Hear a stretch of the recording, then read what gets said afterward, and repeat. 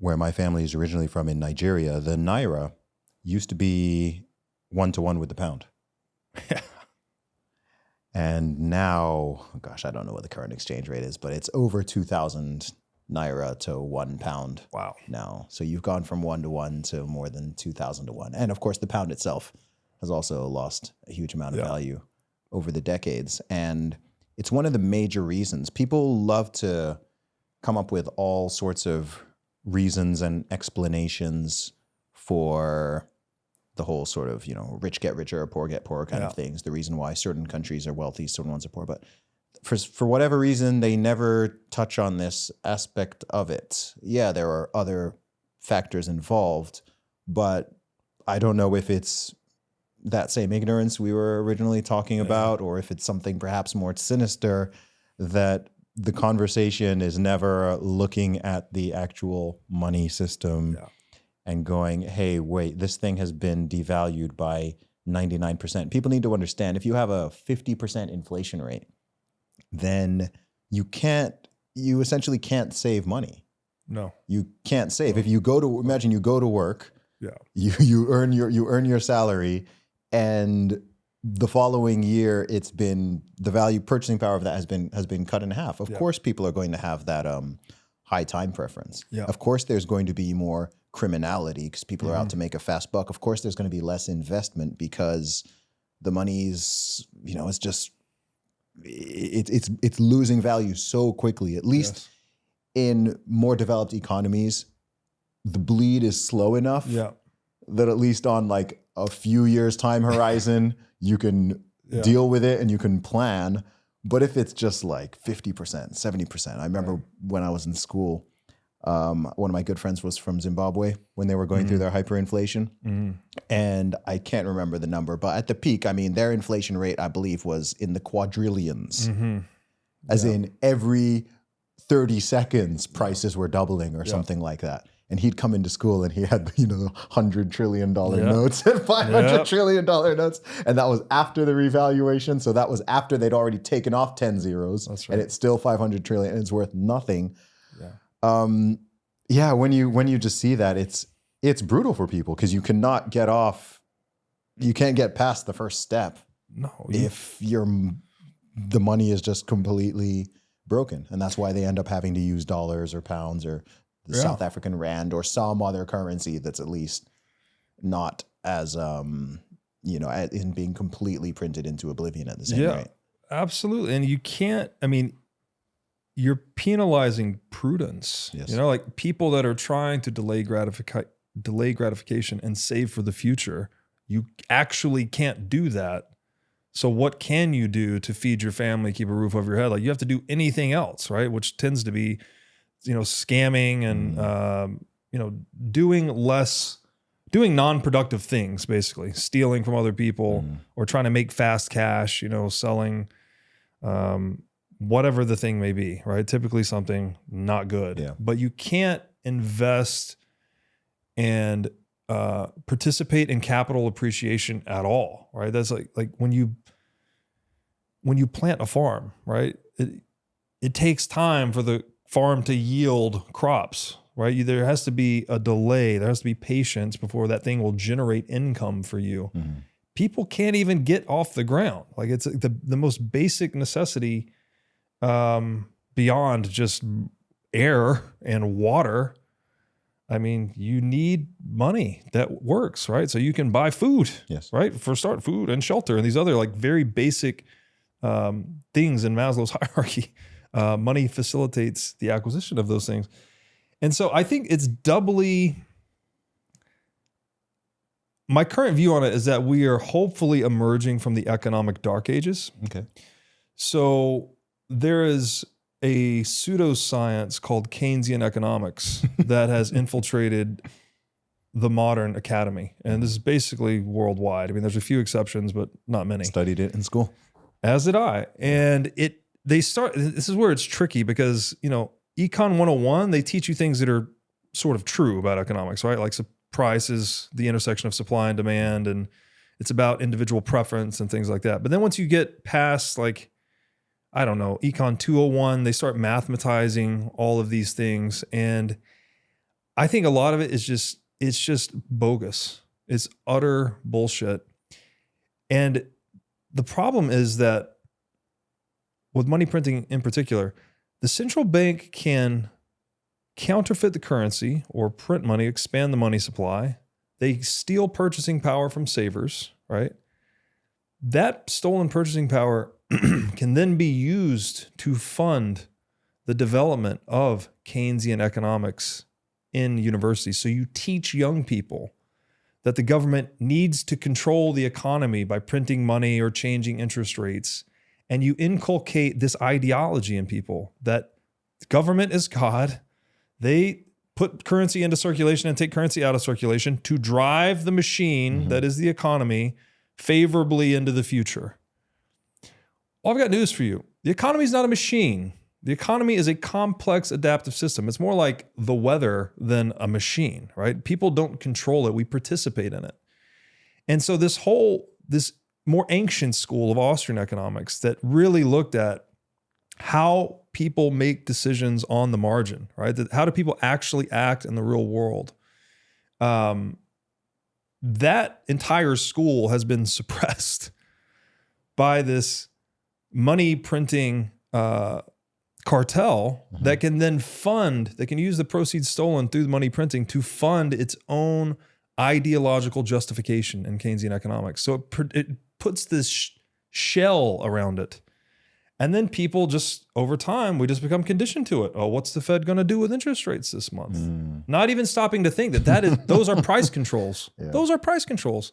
The interest rate it's a price, right? It's the price of capital.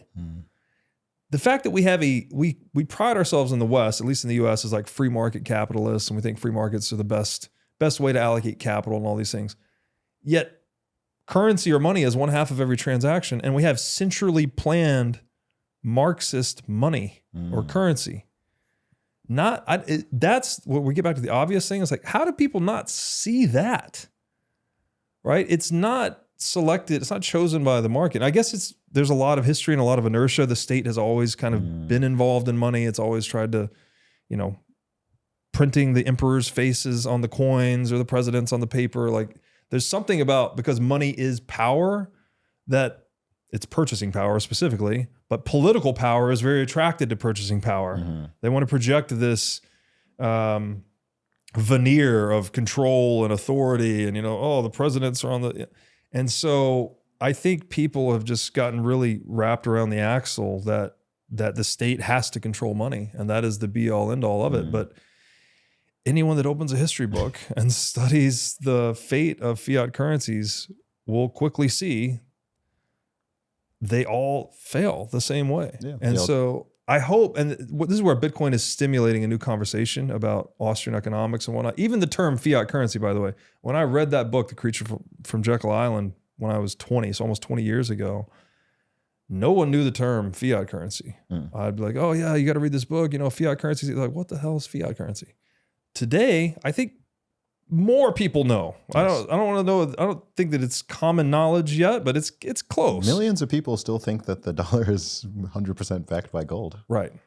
Which is crazy. But so the internet and Bitcoin are stimulating this new conversation, and hopefully a resurgence in Austrian economics, and hopefully just casting light on the corruption of money. And this is like the Bitcoiner mission, I think, is like Bitcoiners, they become strong in their evangelizing because it is a very fundamental socioeconomic problem.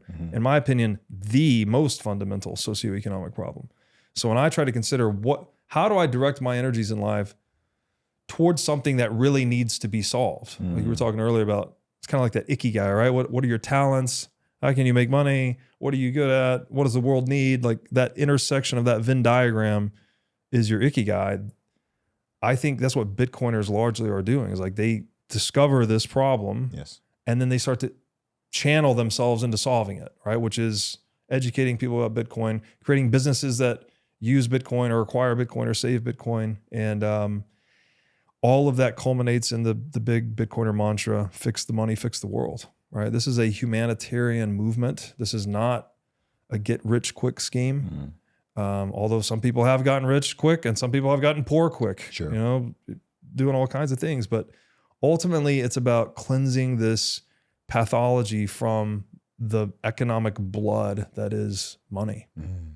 How did we get to a stage, do you think, where, as far as I know, every single country in the world, and there's a lot of them, about 200, all operate off of this fiat system? Yeah. So how do we get past that? I mean, I'm curious as to how we got there, because it wasn't like that, right? Yeah. They used to use monetary metals. So I'm wondering, is there some advantage, even if short term, of using this fiat system rather than a proper money system? Well, the advantage that a Keynesian economist would tell you is that when the economy goes into recession, you need to print money to stimulate demand. So it's almost like the tail wagging the dog, because you actually, in real economics, you have to produce before you can consume. You can't just stoke consumption and then production appear, right? It's like you have to grow the berries before you can eat the berries, right? Keynesian economics inverts that whole thing. The question, how did we get here? Again, it's like, you know what Ron Paul says? He goes, money is the most sought after monopolistic power of man. So every superpower has always arrogated itself the quote unquote privilege to control the money, to monopolize the money. Again, I'm using the money, but I want to maintain the difference between money and currency. So can you explain that? Well, again, gold is money. Paper is this abstract representation of it. That's currency, right? So if you have a gold-backed currency, that works. But then when you have a currency that's not backed by gold, you have a currency that's just a promise to nothing, basically. So corrupting the currency is this extremely sought after monopolistic power of man, basically, because money is power. So if you can control, or currency is power, to control the currency is to control anyone that's using that currency to a large extent, right? So World War II, United States is victorious. We won't, Russia did most of the fighting. The United States comes in at the end and declares itself victorious. And then the first thing the United States does after its victory in World War II is to hold the Bretton Woods conference. And at that conference, they rewrote the global banking order and the global monetary system such that the US dollar was pegged to gold and all other international currencies would then be pegged to the dollar. So this gave the United States what the French economist, I forgot his name, later called the exorbitant privilege of being able to print greenbacks, dollars, ad infinitum, could send them to other countries, and those countries would send them valuable goods and services.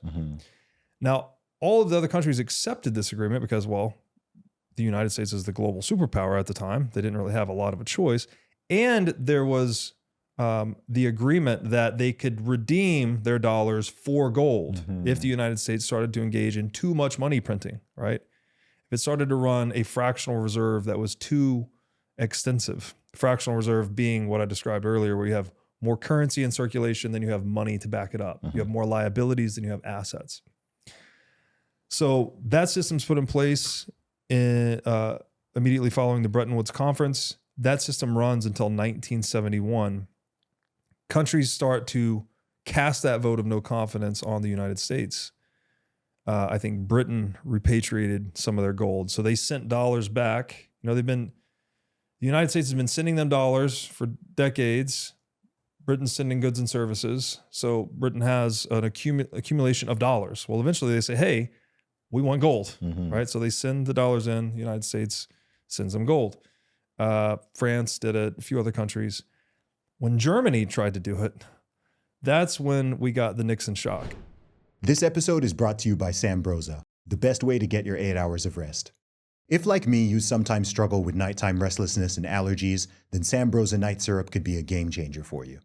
Sambrosa contains a natural base of 7 organic herbs, honey, and a small amount of antihistamine. It's effective and soothing with no harsh chemicals, no high fructose corn syrup, and no artificial flavors or dyes. I've been using Sambroza for several months now, and I can personally vouch for its effectiveness when it comes to improving my quality of rest at night. I also love the fact that they're a family-owned company who share my values of faith, freedom, and integrity. My listeners can try Sambroza today and get 10% off by going to sambroza.com/Zuby10. That's SAMBROSA.com/Zuby10 for 10% off your order. Try Sambroza today and wake up ready to embrace life's opportunities. Go to sambroza.com/Zuby10 and try it out.